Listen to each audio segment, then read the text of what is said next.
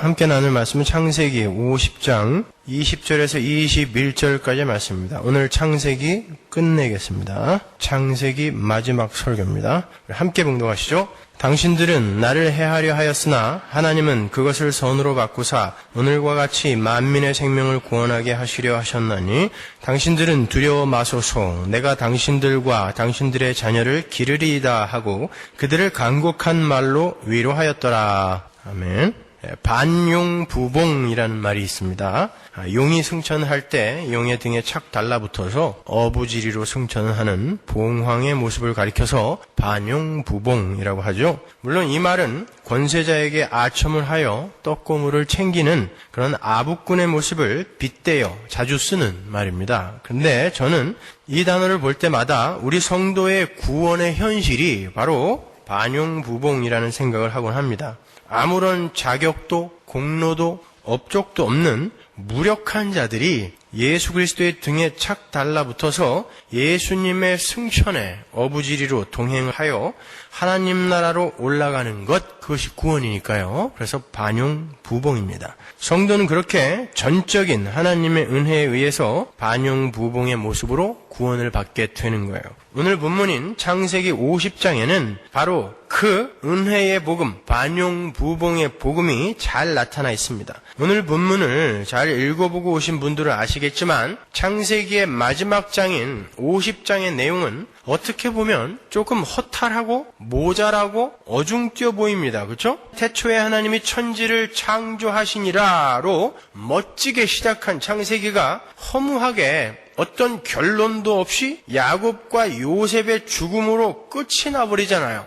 그러나 여러분이 이 창세기 50장이 담고 있는 하나님의 메시지를 잘 이해하시게 되면 이보다 더 소망 있고 확실하며 명쾌하고 명료한 결론이 없음을 아실 수 있으실 것입니다. 창세기 50장은 세 부분으로 나누어져요. 첫 번째 부분이 1절에서 14절까지로 야곱의 죽음과 장사에 관한 내용이고, 두 번째 부분이 15절에서 21절까지의 요셉과 형제들의 화해 장면입니다. 그리고 세 번째 부분이 22절부터 마지막 26절까지의 요셉의 죽음 장면이에요. 전혀 연결이 되어지지 않는 그런 문맥인 것 같아 보이죠. 그렇죠? 어색하기 그지없습니다. 이렇게 태초에 하나님이 천지를 창조하셨느니라 라는 희망찬 선포로 시작된 창세기가 하나님 백성들의 죽음으로 끝나고 있단 말입니다. 그것은 보시기에 심히 좋았던 하나님의 창조가 인간의 불순종과 교만이라는 죄로 말미암아 사망으로 결론이 나게 되었음을 시사해 주는 거예요. 그 현실을 바울이 로마서에서 이렇게 묘사를 합니다. 5장 12절 보면 이러므로 한 사람으로 말미암아 죄가 세상에 들어오고 죄로 말미암아 사망이 왔나니 이와 같이 모든 사람이 죄를 지었으므로 사망이 모든 사람에게 이르렀느니라. 바로 이 현실을 보여주는 거예요. 창세기 마지막이. 그런데 그 사망 속에서 복음의 꽃이 피는 거예요. 오늘 본문을 보시면 그 야곱과 요셉의 사망 사건 중간에 예수를 상징하는 요셉과 그를 죽이려고 했던 형제들의 화해 사건이 들어가는 거야. 눈치 빠른 분들은 창세기 50장이 왜 이렇게 끝나는구나 벌써 쫙 이해가 가실 것입니다. 죄로 말미암아 그렇게 다 사망에 빠져 죽어야 하는데 하나님께서 어떤 이들을 택하여 당신의 아들의 중재로 그들과 화해를 하실 것임을 암시하고 있는 거예요. 비록 그들도 똑같이 죄를 지었지만 하나님께서 당신의 전적인 은혜와 주권과 권능으로 그들의 죄와 악을 선으로 바꾸셔서 그들을 살려내시는 일이 있을 것임을 알기 쉬운 그림으로 보여주는 거예요. 그걸 계시의 점진성이라고 그랬죠. 본문 20절과 21절을 다시 한번 보겠습니다. 당신들은 나를 해하려 하였으나 하나님은 그것을 선으로 바꾸사 오늘과 같이 만민의 생명을 구원하게 하시려 하셨나니 당신들은 두려워 마소서. 내가 당신들과 당신들의 자녀를 기르리이다 하고 그들을 간곡한 말로 위로하였더라. 예수님이 우리에게 하는 말로 바꿔서 들어보시란 말이에요. 이 말을 동생 요셉을 죽이려고 웅덩이로 밀어 넣었다가 결국 이방 상인들에게 팔아버린 형들, 그들은 요셉을 죽인 겁니다, 여러분. 그 형들이 아버지가 돌아가신 후에 요셉에게 해코지를 당할까 하여 요셉을 찾아가서 아버지가 당신한테 전하라 하시기를 당신의 형제들이 당신에게 악을 행했다 할지라도 다 잊고 용서하라고 하셨다고 거짓말까지 하면서 자기들의 안위를 걱정하잖아요. 정말 인간은 악하고 치사하기 그지없어요. 그죠? 그런데 요셉이 그 자리에서 복음을 선포하는 거야. 당신들은 나를 해하려 하였으나 하나님께서 그것을 선으로 바꾸어 만민의 생명을 구하는 사건으로 선영하셨다. 그러니까 걱정하지 말아라 라고 하면서 심지어 자신이 그 악한 형들과 그 형들의 후손까지 책임지고 보호하며 기르겠다라는 약속을 해요. 요셉은 예수 그리스도를 상징하던 인물이라 그랬잖아요. 따라서 그 장면은 자기의 욕심을 채워주지 않는다고, 이 땅에 떡을 주지 않는다고 하늘의 장자인 예수를 십자가에 못 박아 죽여버림으로 말미암아, 요셉이 장자였잖아요. 채색 옷을 입고 있었다는 것은 장자였다는 거라고 그랬잖아요. 그렇게 하늘의 장자인 예수를 십자가에 못 박아 죽여버림으로 말미암아 모두 사망에 던져져 죽어야 할 죄인들 가운데 어떤 이들에게 하나님께서 찾아오셔서 걱정 마라. 내가 너희의 죄와 악을 선으로 바꾸어서 너희를 살려내었으니 이제부터 걱정 마라 라고 하시는 하나님의 복음이 우리 성도들에게 선포되는 장면인 거예요. 그 사망과 화해의 사건 가운데 뭐가 들어가 있는 거다? 십자가, 예수 그리스도의 십자가. 다 죽어야 하는데 화해의 사건이 일어났어요. 그 가운데 뭐가 들어가요? 예수 그리스도의 십자가요. 이렇게 창세기는 처음부터 끝까지 인간의 불가능함과 무력함과 죄와 악과 타락, 그리고 거기에 쏟아부어지는 하나님의 은혜, 그리고 그 하나님의 은혜의 방편으로 우리를 찾아오신 예수 그리스도만을 이야기하고 있는 거예요. 그러니까 창세기 50장의 행간에 뭐가 숨어 있어요? 예수 그리스도의 십자가가 숨어 있는 것입니다.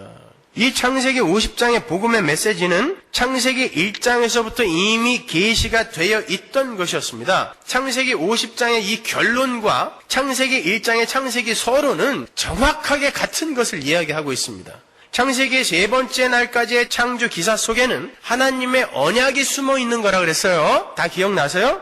첫째 날에 빛이 있으라 하시고 빛과 어두움을 나누셨죠. 그 빛은 태양과 달과 별이라는 발광체에서 나오는 빛이 아닙니다. 그 발광체들은 넷째 날 창조됐으니까 그 빛이 무엇인지는 제가 요한복음 시간에도 자세히 설명해 드렸어요. 빛과 어둠을 나누셨어요. 거기에는 어떤 언약이 들어있는 거라 그랬어요? 내가 반드시 어둠을 다 몰아내고 빛이 창조됐는데 어둠이 같이 있단 말입니다. 그 일부러 기록해 놓은 거란 말이에요. 어둠을 내가 다 몰아내고 빛만 남아있는 바로 빛으로 충만한 내 나라를 완성할 것이다라는 언약이 숨어 있는 거라고 그랬죠. 그래서 요한계시록으로 가면 빛으로 충만한 나라가 있는데 거기에는 태양도 필요 없고 하나님이 빛이시다라는 말이 나오잖아요. 그죠? 그 나라를 내가 완성하실 것이다가 첫째 날에 들어가 있는 거예요. 두 번째 날은 궁창을 가운데 두고 궁창 위의 물과 궁창 아래의 물이 갈라졌잖아요. 거기에는 그렇게 궁창, 휘장이죠. 휘장으로 갈라진 하늘과 땅이 궁창의 찢어짐, 휘장의 찢어짐으로 말미암아 하나로 연합이 되는 날이 분명히 올 것이다라는 것을 암시하는 거라고 그랬어요. 셋째 날은 물과 뭇을 나누셨죠. 성경에서 물, 바다는 저주와 심판, 죽음을 상징하는 거고 뭇, 마른 땅은 하나님 나라를 상징하는 거라고 했죠. 그래서 홍해를 건널 때 일부러 모세가 그들이 마른 땅처럼 건넜다. 뭇이라는 단어를 2번이나 썼다 그러지 않았습니까? 그러니까 하나님은 반드시 그 저주의 바다를 몰아내고 뭇만 남은 하나님 나라를 완성하실 것이다 라는 언약이 첫째 날, 둘째 날, 셋째 날 안에 들어가 있는 거란 말입니다. 그게 하나님 나라의 틀이에요. 인간의 죄로 말미암아 이게 어그러졌죠. 그래서 예수가 사흘을 땅속에 있는 것입니다. 회복시키는 거예요, 그것을. 그렇게 첫째 날, 둘째 날, 셋째 날 틀을 세우시고 거기에다가 넷째 날, 다섯째 날, 여섯째 날 그 당신의 백성들로 그리고 하나님 나라의 피조물들로 그 틀을 채우시는 거예요. 그리고 일곱째 날 안식을 하심으로 말미암아 하나님 나라는 이렇게 완성이 될 것이다를 보여주는 거예요. 거기에서 인간이 한 일은 있다 없다? 전혀 없어요. Nothing. 하나님 혼자 하시는 것입니다. 하나님의 백성은 여섯째 날 창조되어서 눈을 떴더니 안식이에요. 예, 인간은 그 하나님 나라의 완성에 전혀 기여할 것이 없어요. 하나님께서는, 하나님 나라는 그 어떤 방해에도 굴하지 않고 하나님의 열심에 의해 완성시킬 거다라는 것을 보여주는 거예요. 하나님은 그 나라를 당신의 새로운 창조물로 풍성하게 채워내셔서 마침내 안식의 현실을 성취해내실 것임을 첫 창조 속에서 보여주는 것입니다. 그게 창세기 1장인 거예요. 그런데 어떻게 어둠이 물러가고 하나님과 죄인 사이를 가르는 휘장이 찢어지고 저주의 바다가 물러가게 되었죠? 예수님의 십자가로. 예수님이 십자가를 지셨을 때 제60부터 90까지 깔려있던 깜깜한 어둠이 단번에 물러갔죠. 일부러 그런 장치가 등장하는 것입니다. 그때 어떤 일이 일어났어요? 지성소의 휘장이 찢어져서 이제는 죄인들이 지성소에 마음껏 드나들 수 있게 됐어요. 그때 바다가 물러간 것입니다. 그러니까 창세기 1장도 예수로 풀리는 것이고 창세기 50장 또한 예수 그리스도로 풀리는 거예요. 그렇게 창세기 1장부터 예시가 되었던 하나님의 열심에 의한 당신 백성들의 구원의 현실이 오늘 본문인 창세기 50장에서 좀 더 선명한 그림으로 나타나고 있는 거예요. 계시의 점진성. 샌드위치 구조라고 그랬죠. 그죠? 창세기 1장과 50장을 샌드위치의 빵으로 보자고요. 나머지 가운데 있는 건 다 뭐다? 하나님이 어떻게 죄로 말미암아 죽어야 할 이들을 새롭게 창조해 내실 것인가에 대한 이야기란 말이에요. 그렇게 창세기는 인간들은 그렇게 모두 사망으로 죽어야 할 처지였지만 영원히 어둠 속에 던져지고 영원히 휘장으로 하늘과 땅으로 갈라져 지옥에서 살 수밖에 없었고 영원히 그 저주의 바닷속에 빠져서 영원한 불못 속에서 살 수밖에 없었던 존재였지만 예수 그리스도의 십자가로 말미암아 그것이 이렇게 화해가 되었다는 것을 보여주는 게 창세기 50장인 것입니다. 그래서 창세기 1장을 모르고는 창세기 50장을 알 수 없고 창세기 50장을 모르고는 창세기 1장을 알 수가 없는 것입니다. 성경이 이렇게 전체가 하나로 예수로 십자가로 뚫려 있는 거예요. 그렇게 창세기는 인간들은 그렇게 모두 사망으로 죽어야 할 처지였지만 하나님께서 예수님의 순환과 죽음, 즉 당신의 열심으로 그들 중 얼마를 살려내시겠다는 그 은혜의 메시지로 일관성 있게 서론과 결론을 장식하고 있는 거예요. 흑암과 혼돈과 공허 속에서 사망으로 모두 멸해져야 하는데 그중 어떤 이들에게서 서광이 비치고 있는 거예요. 빛이 있으라. 그 빛이 있으라가 요한복음에서 빛으로 오시는 것입니다. 요한복음 1장의 이야기가 바로 창세기 1장에서 모형으로 보여주고 있는 거예요. 이렇게 성경은 참으로 논리적이고 과학적이며 일관성이 있다는 것을 이 창세기만 보더라도 우리는 잘 알 수 있어요. 제가 오늘 본문을 조금 더 구체적으로 파고 들어가서 여러분이 이해하시기 쉽게 설명을 해드리도록 하겠습니다. 잘 보시면 오늘 본문의 첫 번째 부분인 야곱의 죽음과 장사의 내용과 세 번째 부분인 요셉의 죽음의 내용이 뭔가 다르다라는 것을 알 수 있어요. 일단 길이부터 달라요.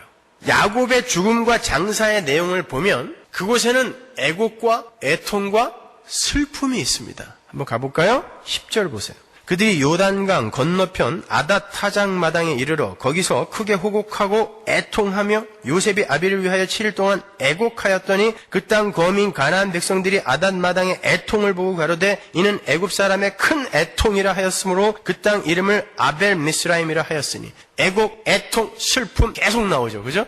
야곱의 장사, 야곱의 사망에서 이 애곡과 애통, 이것이 바로 모든 인류의 결국인 거예요. 그런데 요셉의 죽음을 그리고 있는 세 번째 부분에는 애곡과 애통이 없어요.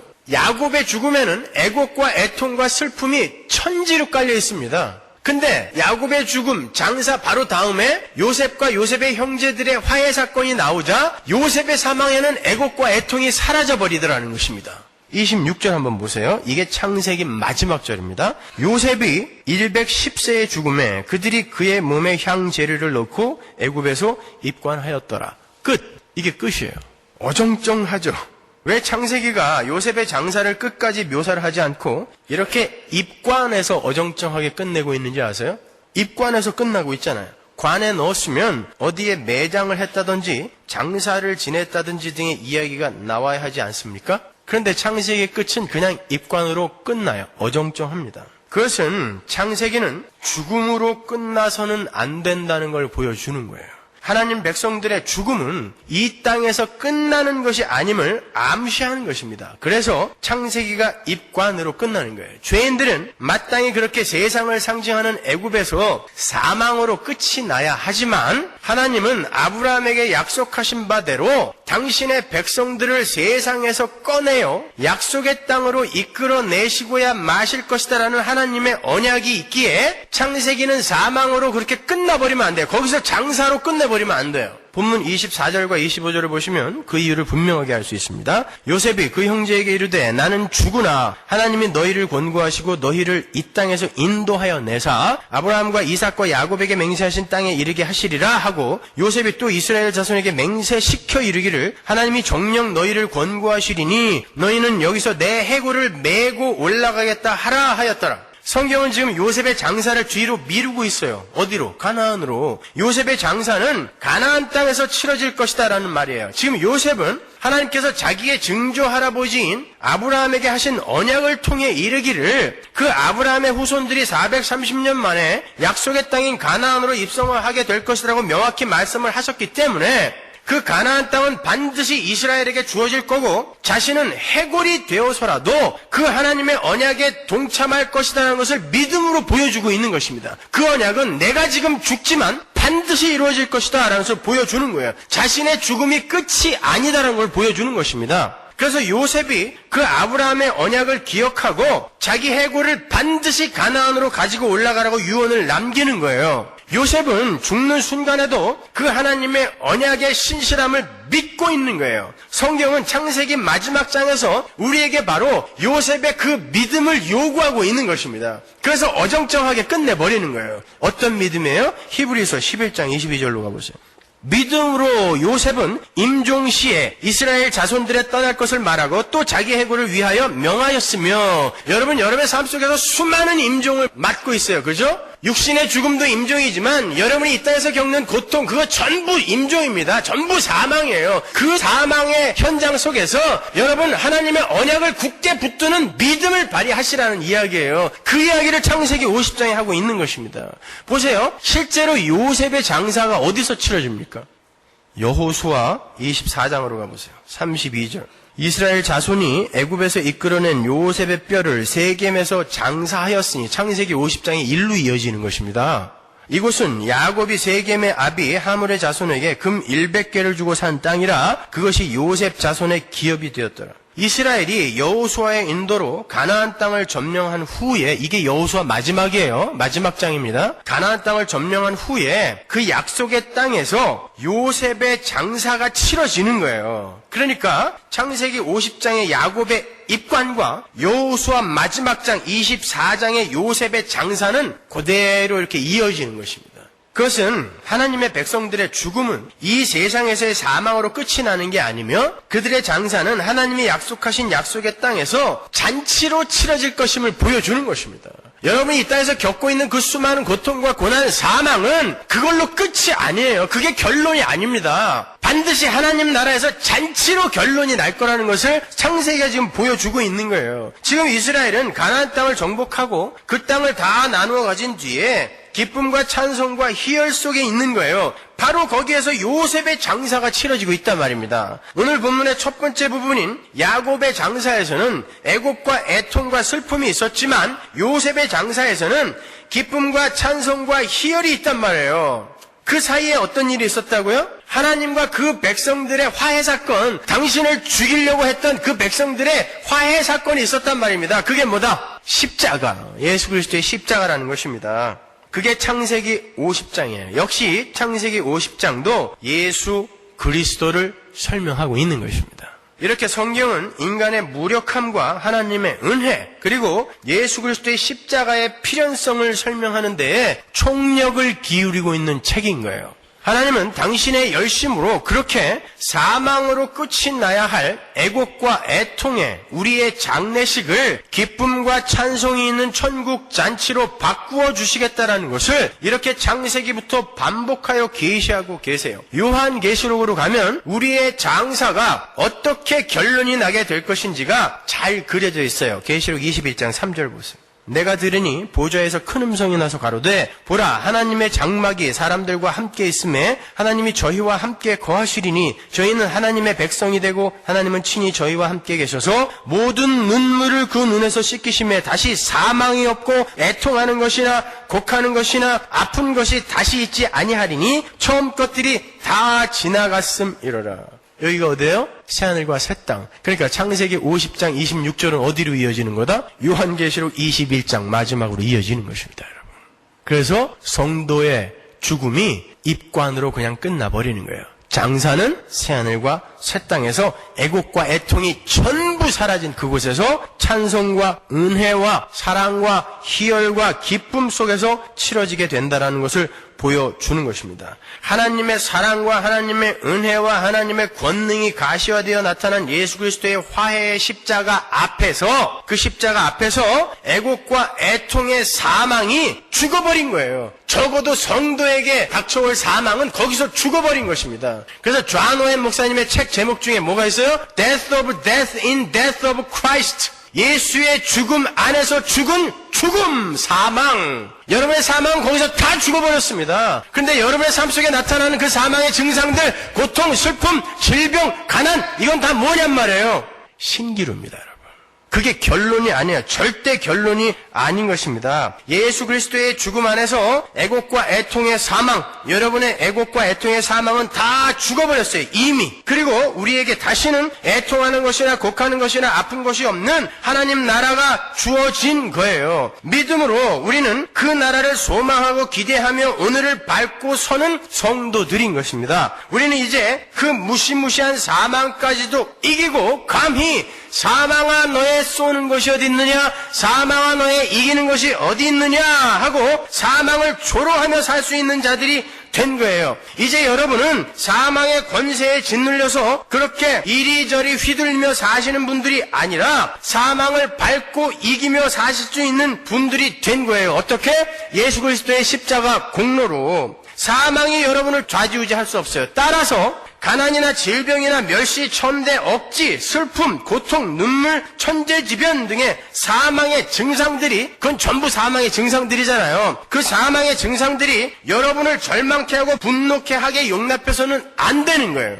이제는 사망이 여러분을 다스리는 게 아니라 여러분이 사망을 소유한 주인이 되었기 때문이에요. 그게 창세기 마지막 장이 우리에게 주는 교훈인 것입니다. 사도 바울도 똑같은 이야기를 했어요. 고린도전서 3장 21절 보세요. 그런즉 누구든지 사람을 자랑하지 말라. 만물이 다 너희 것임이라. 사람들이 어떻게 되어 있든 그 사람들이 가진 것들 자랑하지 말고 부러워하지 말라는 거예요. 지금 전부 우리가 고통스러워하고 괴로워하고 있는 게 전부 그거죠. 남들보다 내가 지금 못한 지경에 처해 있으니까 괴로운 거 아닙니까? 당장 굶어 죽지 않고 내일 당장 죽을 병이 걸린 것도 아닌데도 불구하고 다른 사람과 비교하여 지금 불행을 느끼고 있는 거예요. 그래서 괴로운 것입니다. 그런 거 하지 말라는 것입니다. 바울이나 아볼로나 게바나 세계나 생명이나 사망이나 지금 것이나 장래 것이나 다 누구 것?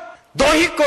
원래는 사망이 여러분을 소유하고 있었어요. 마귀가. 근데 하나님의 백성들은 사망을 소유한 자가 되었단 말입니다. 그러니까 이 사망의 증상들에게 휘둘리면 안 된다는 거예요. 너희가 사망을 쥐고 있는데 어떻게 사망의 증상들이 여전히 너희를 휘두르고 있니? 아직도 이 땅에 너 눈을 두고 있구나. 그러니까 네 원대로 안 됐다고 그렇게 괴로워하는구나. 그렇게 우울해하는구나. 이 바보들아.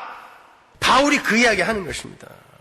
너는 그리스도의 것이고 그리스도는 하나님 거다. 그러면 네가 하나님 거고 너와 하나님은 하나이며 하나님 거가 전부 네 거야. 근데 이 세상의 그 사망의 증상들, 그 작은 사망의 증상들로 여전히 그렇게 고통스러워해? 여전히 그렇게 우울해? 여전히 그렇게 외롭니? 물어보는 것입니다. 여러분은 하나님과 화해했다면서요. 거짓말입니까? 그러니까 예배당 안에서 예수를 믿는 이들이 없는 것입니다. 마치 매달 보험료 지불하듯 매주 나와주는 것뿐이에요. 그죠? 예수를 믿으세요, 여러분. 우리는 사망의 주인이에요. 따라서 우리는 사망의 증상들인 가난이나 질병이나 비천이나 슬픔, 고통, 억지 등에 휘둘리면 안 돼요. 우리는 예수 그리스도를 믿는 믿음 안에서 그러한 것들이 전부 사라진 하나님 나라를 약속받은 사람들입니다. 따라서 지금 잠시 겪는 그러한 사망의 증상들을 겪으면서 오히려 그러한 것들로부터 영원히 자유하게 만들어 주셨다라고 하는 그러한 하나님의 복음에 감사를 드릴 수 있어야 되는 거예요. 야, 자칫 잘못했으면 영원히 이거 갖고 갈 뻔했는데 지금 이거 겪어보니까 이게 얼마나 힘들고 고통스러운 건지 내가 알겠는데 이제 하나님이 영원 속에서는 이거를 전혀 나와 무관한 것으로 만들어 주셨다라고 하니 감사하다로 은혜로 기쁨으로 올라가야 되는 거예요, 여러분. 거기서 좌절하고 넘어져 버리면 안 된단 말입니다. 그렇게 우리 성도는 우리가 영원히 겪어야 할 사망과 그 증상들을 우리 인생 속에서 조금씩 겪어내면서 하나님 나라에 대한 소망과 하나님의 은혜와 하나님의 사랑을 더 깊이 배워갈 수 있는 것이지 거기에 짓눌려서 자포자기하고 절망해서는 안 되는 거예요. 왜 하나님이 당신의 자녀인 나에게 이런 걸 허락하실까? 그런 소리 하지 마세요. 하나님의 자녀이니까 허락하는 거예요. 네가 어떤 지경에서 건져진 것인지 경험해 보라고. 그래서 때로는 여러분의 가정이 지옥일 수 있는 것입니다. 여러분의 생업의 현장이 지옥일 수 있는 거예요. 그걸 해결해 주는 게 하나님의 권능이 아니란 말입니다. 그 속에서 하나님 나라를 굳게 붙을 수 있는 그렇게 만들어 주는 게 하나님의 권능이란 말이에요. 사망은 우리가 영원한 안식의 땅에 들어가게 될 때 그 들어가는 문을 열어주는 종에 불과한 거예요. 다른 이들은 그 사망에게 삼켜져서 그 사망과 죽음과 함께 영원한 지옥으로 떨어지게 되기에 사망을 두려워할 수밖에 없어요. 그들은 사망과 함께 끝나는 것입니다. 그러니까 사망이 두려워야 돼요. 그러나 우리는 그 육신의 사망을 통과하여 어디로 갑니까? 영원한 하나님 나라로 간단 말입니다. 따라서 우리는 그 사망에게 야 어서 문 열어라 라고 호통을 칠 수 있는 거예요. 죽음아 문 열어라. 너 통과하여 내가 영원한 하나님 나라로 들어가마. 사망아 문 열어라. 여러분 그리스도인에게 있어서 육신의 사망은 죄의 대가가 아닙니다. 죄인들에게는 사망이 죄의 대가예요. 하이델베르그 요리분답에 나오는 것처럼 사망은 죄의 대가가 아니라 오히려 생명으로 들어가는 문인 거예요. 그래서 아이작 왓슨은 사망을 가리켜 불멸하는 성도들이 영원히 왕노릇하는 땅으로 들어가도록 문을 열어주는 종이라고 이야기를 했어요. D.L. 무디도 죽는 순간에 정확히 똑같은 이야기를 하고 죽었습니다. 사망아, 너는 내가 영원한 하나님 나라로 들어가는 그 문을 열어주는 내 종이야. 문 열어. 사망을 조롱해버리는 것입니다. 그런데 그 궁극적 사망도 아니고 그 사망의 증상들, 그것들이 여러분을 지금 괴롭히고 있다고 해서 거기에서 이렇게 좌절하고 자포자기하면 어떻게 해요? 하나님은 여러분을 그 사망 앞에서 그렇게 당당한 이로 만들어내시기 위해 작은 사망들을 지금 허락하시는 거예요. 이겨보라고. 비켜! 문 열어! 라고 이야기해보라고. 그래야 여러분이 그 궁극의 사망 앞에서 당당하게 문 열어라 그럴 거 아닙니까? 아니고 그 마지막 사망 앞에서 야 이거 큰일 났네. 어떻게 하면 좋지? 거기서 사망과 함께 끝나는 것입니다. 여러분은. 그러니까 사람들이 그 사망 앞에서 전부 똥 싸고 오줌 싸고 죽는 거예요. 힘주고 죽기 싫어서 힘주고 죽기 때문에. 여러분도 그 자리로 가실 것입니까? 따라서 여러분은 이 땅에서 그 작은 사망의 증상들을 겪어내시는 거예요. 근데 여러분은 자꾸 플루샷을 놔달라 그러는 거예요. 예방주사. 여러분 예방주사 자꾸 맞으면요 내 몸이 병균과 싸울 힘을 잃습니다. 주사 맞았을 땐 괜찮아요. 그러나 나중에 더 센 병균이 들어오면 여러분은 못 이겨요. 여러분의 몸으로. 그래서 하나님이 놔둬버리시는 것입니다. 하나님은 여러분의 그 현상을 해결해 주는 게 아니라 내 백성을 용사로 키워내고 싶은 거예요. 마지막 사망과 대결하여 그 사망을 조롱해버릴 용사로. 근데 자꾸 마취제 내달라, 진통제 놔달라 그러고 있는 거 아닙니까 지금 원래 교회가. 지난 7월 31일에 세상을 떠난 최정미라는 여인이 있어요. 그분은 이제 38살밖에 안 된 젊은 아낙네입니다. 그분에게는 7살 난 딸 은서와 4살 배기 아들 승현이라는 아이들이 있어요. 그분은 나면서부터 척추장애와 소아마비를 앓았던 1급 장애인이에요. 우여곡절 끝에 결혼을 했는데 남편이 둘째가 태어나던 해에 가출을 했습니다. 도망갔어요. 그분은 아이들을 데리고 풀빵 장사를 하면서 근근히 생계를 꾸려가고 있었어요. 그래서 사람들이 그녀를 풀빵 엄마라 부릅니다. 하루 종일 풀빵 장사를 해야 됐기 때문에 아이들을 돌볼 수 없었던 최정미 씨는 일주일 중 5일은 아이들을 타가소에 맡기고 금요일 밤이나 되어서야 아이들을 찾아오는 그런 삶을 수년간 살았어요. 아이들은 주중에는 그야말로 고아 아닌 고아처럼 살았습니다. 그 눈에 넣어도 아프지 않은 그 아이들을 그 타가소에 맡기고 돌아서는 그 1급 지체 장애인 어머니의 모습을 한번 상상해 보세요. 너무너무나 힘들었겠죠. 그런 고단한 인생 속에 반갑지 않은 불청객이 찾아왔어요. 1년 전에 최정미 씨에게 위암 말기 판정이 내려졌습니다. 청천벽력 같은 일이었지만 최정미 씨는 아직도 어린 아이들을 위해서 자신이 죽으면 안 된다는 절박한 심정으로 열심히 치료를 했어요. 정말 이를 악물고 모든 치료를 감내냅니다. 어떠세요? 지독히 불행한 인생이죠. 이 인생보다 더 불행한 인생 있으세요, 여기에? 가난,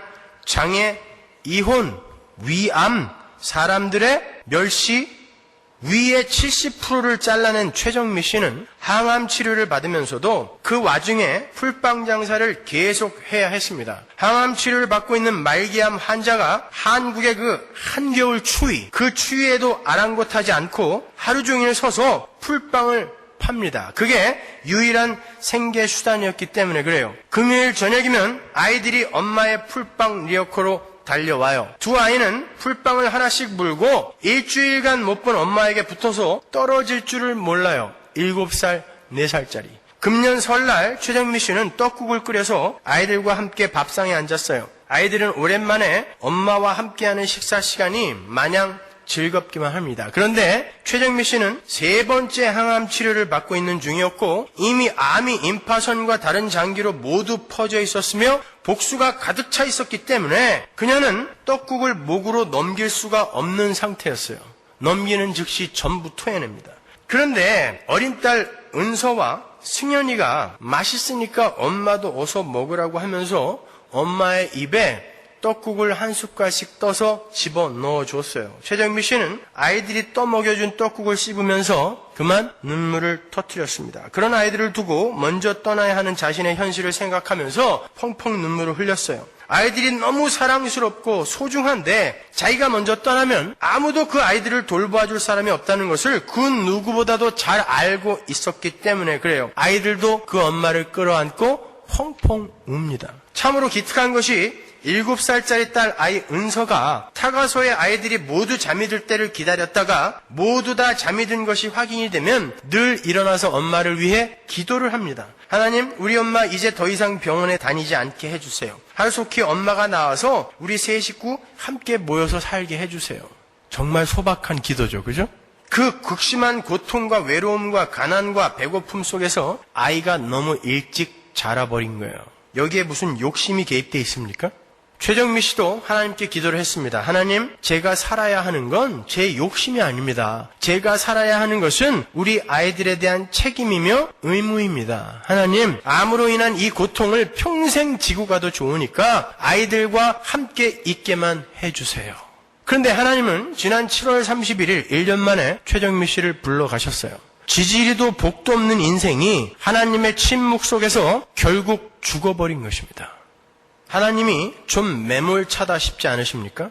만일 여러분이 하나님이라면 그런 어린 아이와 병든 어미의 처절한 기도를 들으시고도 그냥 무시하시겠어요? 여러분이 하나님이라면.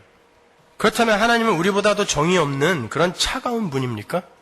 아닙니다, 여러분. 하나님은 당신이 당신의 백성들에게 주시고자 하시는 것이 이 땅에서의 행복과 풍요와 평안과 치유가 아님을 그 사건을 통해 또 한 번 분명히 보여주신 거예요.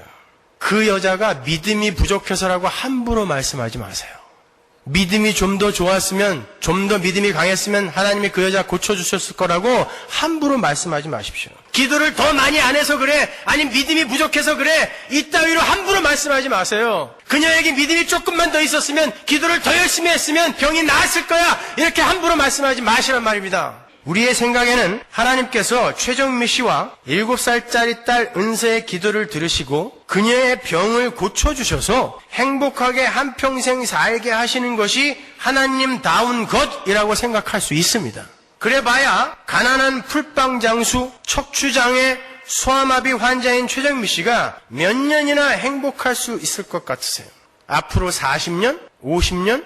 하나님이 병을 고쳐서 더 많이 살게 해주셨다고 해서 그녀가 풀빵 장수를 몇 년 만에 모면할 수 있었을 것 같으세요? 이 자리에 계신 분들 중에 건강하게 자식들과 40년, 50년 해로하신 분들 계시죠? 정말 그 기간이 행복하기만 하셨습니까? 정말 그 삶이 복입니까, 여러분? 그렇게 살아있는 것만이 복인가요? 여러분, 이 땅에서 그 자녀들과 영원히 함께 하실 수 있습니까? 아니요, 이제 곧 헤어집니다. 여러분이 신앙생활하면서 질병을 골백 번 치유받는다 할지라도 여러분은 곧 헤어집니다. 하나님께서 당신의 자녀들에게 주고자 하는 행복은, 복은, 바라크는 40년, 50년 정도의 그런 유한한 행복이 아니에요. 하나님이 당신의 자녀들에게 주시고자 하는 행복은 영원토록 유효한 것입니다. 그리고 그 행복의 질 또한 이 세상의 그런 것과는 비교할 수도 없고 찾아볼 수도 없는 완벽한 거예요. 그것과 척추장애, 소아마비, 풀빵장수로서의 50년간의 행복, 그 둘을 비교해 보세요. 만일 하나님께서 후자를 포기하면 전자, 하나님 나라의 그 영원한 행복을 주시겠다라고 하면 여러분, 그래도 나는 후자, 이 세상에서의 행복 포기 못해요 라고 나서시겠습니까?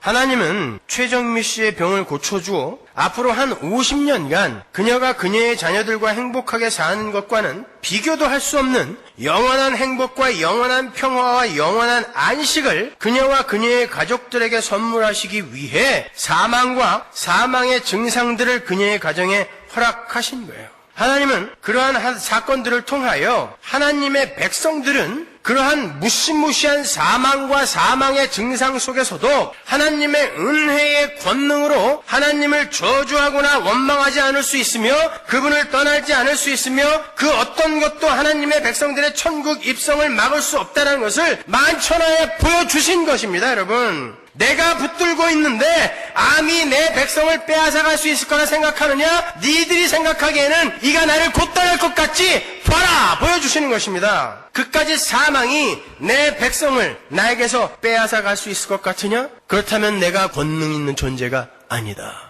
내 권능이 얼마나 엄청난 권능인지 너희들은 보아라. 그녀가 그것을 세상에게 보여주고 간 것입니다, 여러분. 하나님은 당신의 권능과 당신의 열심 그리고 그로 말미암은 당신의 백성들의 믿음을 온 세상에 자랑하고 싶으신 거예요. 그게 바로 하나님의 영광 독사라는 것입니다. 하나님은 여러분을 통하여 당신의 영광을 드러내고 싶어 하세요. 그리고 세상에게 여러분을, 당신의 백성인 여러분을 자랑하고 싶어 하신단 말입니다. 근데 그때에 그 온 세상이 보는 앞에서, 이 세상 권세 잡은 마귀가 보는 앞에서 벌벌벌벌벌 떨면서 하나님을 원망하며 왜 당신은 나의 이런 고통과 고난 앞에서 침묵하냐고 하나님께 삿대질을 한다면 여러분, 어떻게 그게 성도의 삶이겠습니까? 도대체 뭐가 신앙생활이에요? 여러분, 예배당에 앉아서 착하게 잘 삽시다, 사회를 정화합시다, 좋은 일 많이 합시다, 이거 배우는 게 신앙생활입니까? 그건 다른 종교에서도 전부 가르칩니다. 여러분은 신앙생활, 예수를 믿으면서 하나님이 얼마나 큰 분이시며 우리의 죄악은 얼마나 더러우며 나는 얼마나 무력한 것인지를 절절히 깨닫고 이 땅에서 완전히 무장해제돼야 되는 거예요. 지금 그렇게 무장해제되고 있잖아요. 얼마 전 여러분이 부자였을 때, 얼마 전 여러분이 그렇게 건강했을 때 여러분 지금처럼 힘없지 않지 않았습니까? 당당했었잖아요. 자존심 셌잖아요. 지금 무너져가고 있지 않습니까? 잘 가고 있는 것입니다, 그것이. 그걸 신앙생활이라고 하는 거예요. 근데 그 자존심을 세우는데 예수를 사용하겠다는 게 이게 도대체 뭡니까? 그건 예수 믿는 거 아니에요. 저는 최근에 병원에 근무하는 한 지인으로부터 그 최정미 씨가 임종 때 의사에게 한 말을 전해 들을 수 있었어요. 최정미 씨가 거의 임종 직전에 자신의 상태를 체크하러 들어와 자신을 위로하는 의사에게 이렇게 말을 했다 그래요. 선생님, 예수 믿으세요? 안 믿으시죠? 큰일 났네요. 내가 이 암에서 낫는 것보다 선생님이 회개하는 것이 더 급합니다. 왜냐하면 나는 죽으면 하나님께로 갈 것이지만 선생님은 회개하지 않으면 영원히 멸망하게 될 것이기 때문입니다. 선생님, 예수 믿으셔야 됩니다. 날 때부터 절름발이야. 남편 도망가. 가난한 풀빵장수예요. 위암으로 지금 죽어가고 있어요. 그런 지지리도 복도 없는 사람이 누군가를 축복하고 있는 것입니다. 당신 복 받아야 됩니다. 그 말은 나는 지금 복 받은 자입니다라고 이야기하는 거예요. 최영미 씨가 사망 앞에서 사망을 조롱하고 있는 것입니다. 그 의사들 앞에서 간호사들 앞에서 사망아 문 열어라 라고 하는 성도의 삶을 보여주고 있는 것입니다. 하나님은 여러분을 그 자리로 끌고 가시는 거예요. 성도가 도달해야 할 자기 부인의 자리가 바로 거기인 것입니다. 어떻게 그 애곡과 애통의 죽음의 현장이 그러한 소망과 기대와 환희의 자리가 될 수 있었죠? 우리에게 임할 애곡과 애통과 슬픔과 저주가 누구에게 부어졌어요? 예수 그리스도에게 부어졌습니다. 그분이 다 갖고 가셨어요. 예수가 우리가 받아야 할 애곡과 애통과 슬픔과 저주와 사망을 전부 가져가 버리시고 하나님과 우리가 화목하게 되었어요. 그래서 우리가 이 땅에서 육신의 죽음을 맞이하지만 장례식은 거기서 끝나는 게 아니라는 것입니다. 여호수아서에서 가나안에서 성대하게 잔치로 치러지더라는 거예요. 그런데 그 사망조차도 두렵지 않다라는 여러분이, 입에 침도 안 바르고 거짓말하는 여러분이 왜 그 사망의 작은 증상들 앞에서 이렇게 벌벌 떨고 계십니까? 예수 그리스도의 복음을 안다는 게 새빨간 거짓말인 것입니다, 여러분. 예수 그리스도의 십자가에서 어둠이 모두 물러갔고 휘장이 전부 찢어졌으며 바다가 전부 물러갔어요. 이제 그런 것과는 여러분과 아무 상관이 없어요.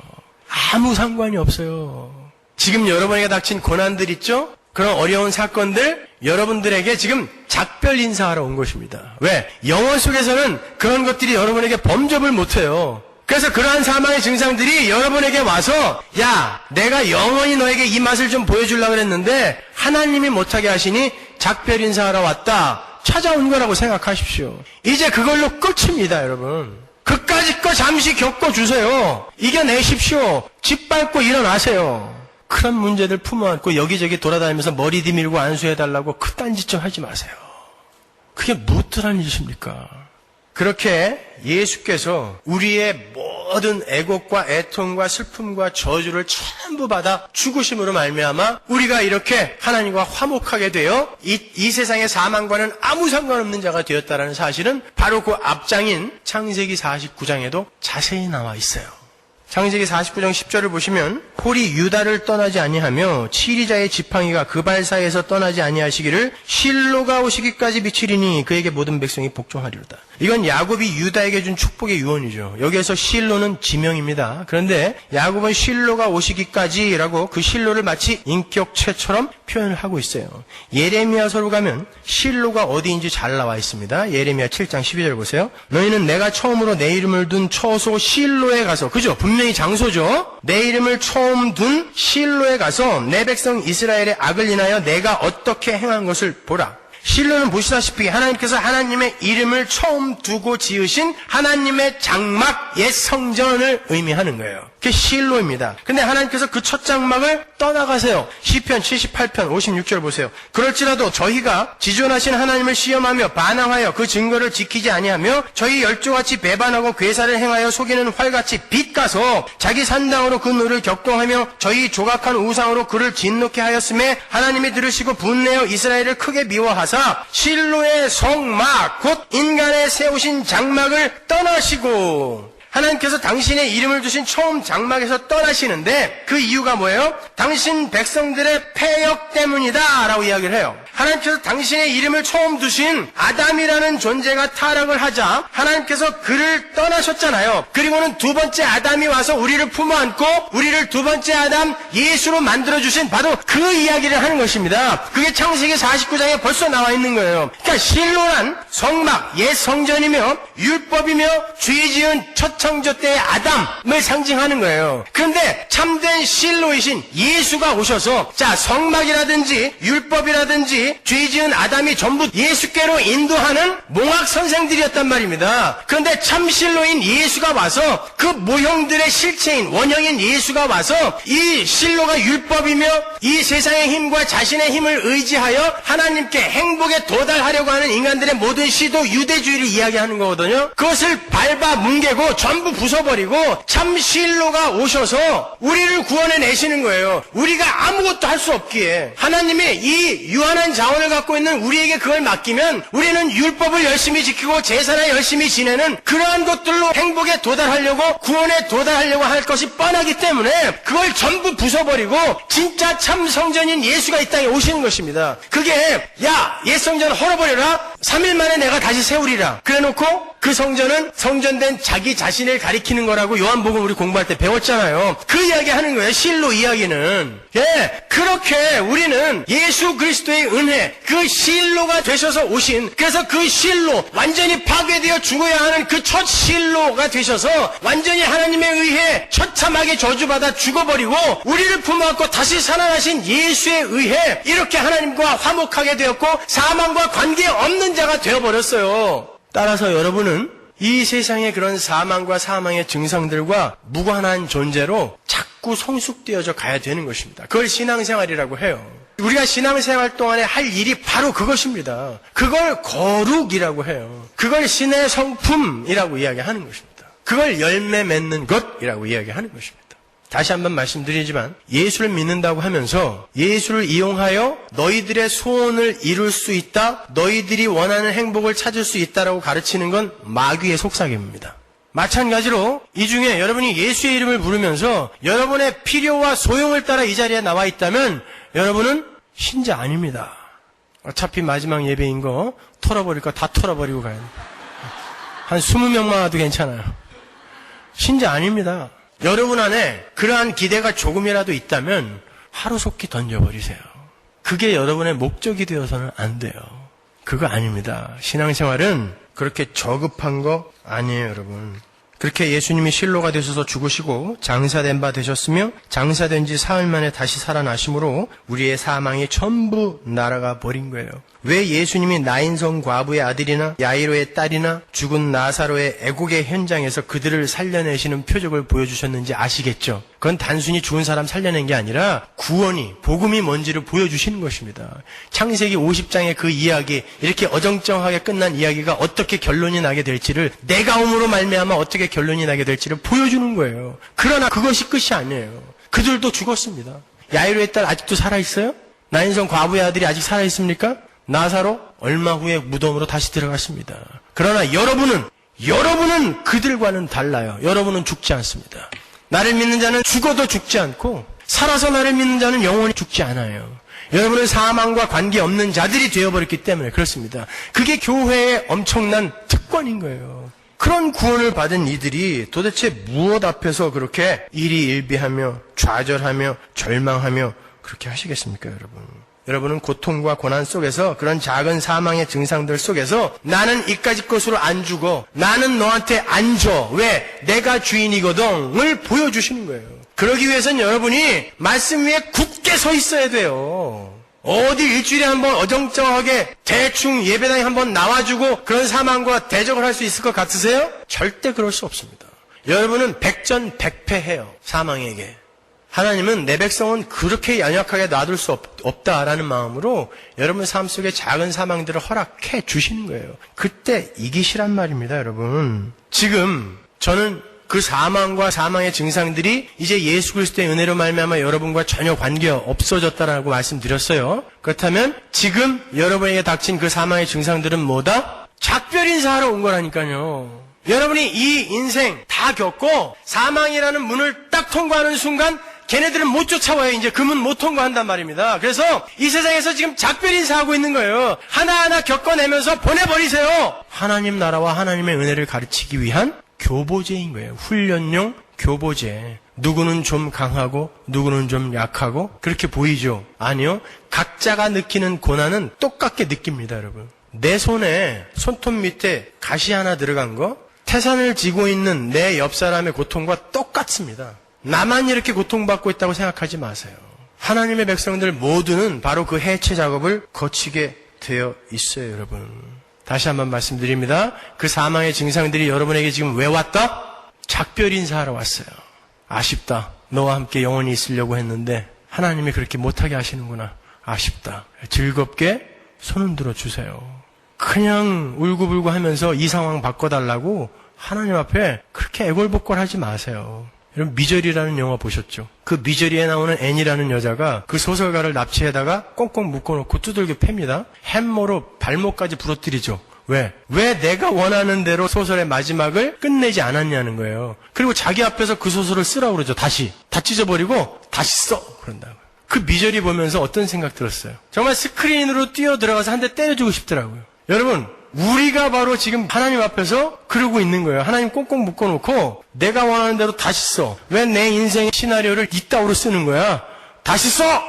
만약 그럴 수 있다면 하나님 다리몽댕이가 아니라 심장에라도 칼을 꽂을걸요? 그래서는 안 되지 않습니까?